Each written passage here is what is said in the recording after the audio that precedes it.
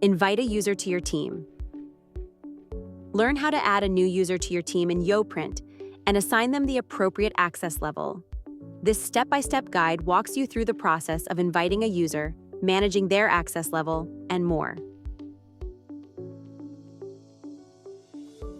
Begin by selecting the configuration menu from the top navigation bar to access system settings. Click on Settings in the configuration drop-down to open the main settings dashboard. In the left sidebar, select the Users option.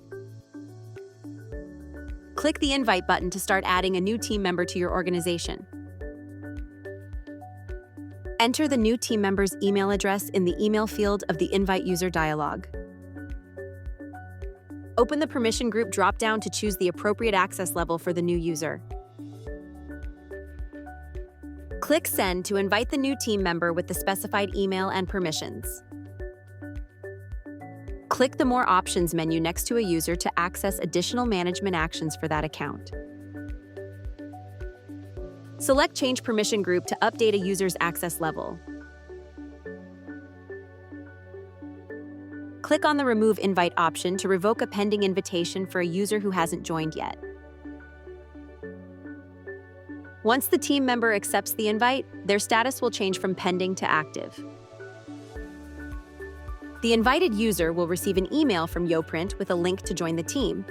They need to click the Join Team button and log in or create a new account. Please note that the user invitation link expires after 1 week or when revoked.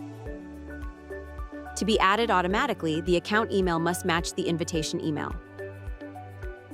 If there are issues, the team administrator can always send a new invitation. Once the user is able to sign in or sign up, they can now use their account. To remove a user from your team, click the More Options menu next to the team member you want to manage. Select the Remove User option to begin removing the team member. Confirm the removal by clicking Remove in the confirmation dialog to permanently delete this team member. If you have any questions or run into issues, our support team is always here to help. Just send us an email.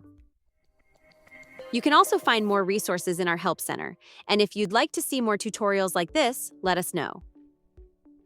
See you in the next one!